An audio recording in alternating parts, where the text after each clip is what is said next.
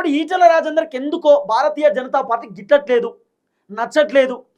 బీజేపీలో ఉన్నటువంటి లీడర్లు ఈటల పైన కుట్ర చేస్తూ ఉన్నారు అనేది వినబడుతున్న చర్చ.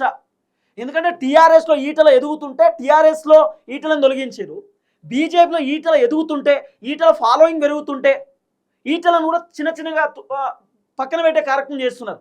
ఇప్పుడు ఈటల రాజేందర్ చాలా మాస్ లీడరు, ఆయన అద్భుతంగా మాట్లాడగలుగుతాడు.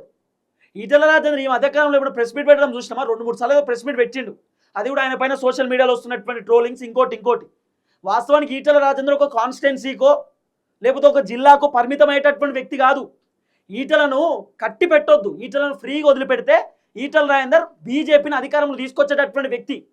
ఈటల రాజేందర్ అనేటటువంటి వ్యక్తికి కేంద్ర మంత్రి పదవి ఫిట్టు, కేంద్ర మంత్రి పదవిలో ఈటల రాజేందర్కి అర్హత ఉంది. అలాగే ఈటల రాజేందర్ భారతీయ జనతా పార్టీ అధ్యక్ష పదవిలో ఈటల రాజేందర్కి అర్హత ఉంది. ఎందుకంటే ఈటల రాజేందర్కి కేసీఆర్ రాజకీయాలు తెలుసు, ఈటల రాజేందర్కి రేవంత్ రెడ్డి రాజకీయాలు తెలుసు.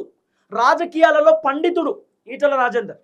ఎట్లా రాజకీయాలు చేయాలి, ఎట్లా స్ట్రాటజీస్ ప్లే చేయాలి, ఏం కథ అనేది మొత్తం ఈటలకు తెలుసు.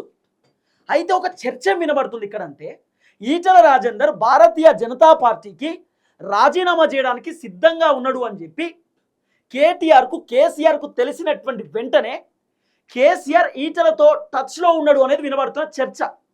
ఇది రియాలిటీయా కాదా నాకు తెలియదు, నన్ను అడగొద్దు. కానీ సోషల్ మీడియాలో వినబడుతున్నటువంటి ఒక చర్చ వార్త ఏంటంటే కేసీఆర్ ఈటలతో టచ్లో ఉన్నాడు, లేకపోతే కేసీఆర్ ఈటలతో వేరే వ్యక్తులతో మాట్లాడిస్తున్నాడు, ఈటలను మళ్ళీ బీఆర్ఎస్లోకి రమ్మని చెప్పండి, మళ్ళీ బీఆర్ఎస్లోకి ఈటలను వచ్చే అవకాశం ఉందో అడగండి, మేమేదో తెలిసి తెలవక ఈటల రాజేందర్ని తీసేసినాం మంత్రి పదవి నుండి, కానీ మేము బాధపడుతున్నాం, అలాంటి వ్యక్తి పోవడం చాలా బాధాకరం, కానీ ఈటలను మళ్ళీ తీసుకోవడానికి రెడీగా ఉన్నాం, ఒక్కసారి అడగండి అని కేసీఆర్ ఈటల రాజేందర్ అడిగిపిస్తూ ఉన్నాడు అనేది వినబడుతున్న చర్చ.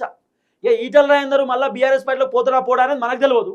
కానీ బీఆర్ఎస్లో ఉన్నటువంటి లీడర్లే కొంతమంది ఈటల రాజేందర్ని అడిగిర్రు అనేది వినబడుతున్న వ్యవహారం. మల్లారెడ్డి ఇప్పుడు మేడ్చల్ ఎమ్మెల్యే కదా, ఆయనే ఒకనొక సందర్భంలో ఈటల రాజేందర్తో మాట్లాడుతూ, ఈటల రాజేందర్ వెరీ క్లోజ్ ఉంటాడు మల్లారెడ్డికి, మాట్లాడుతూ అన్న ఏమన్నా బీఆర్ఎస్లో మళ్ళీ రీఎంట్రీ ఉంటుందా అని మల్లారెడ్డి అడిగిండేమో అనేది కూడా వినబడుతున్న వ్యవహారం.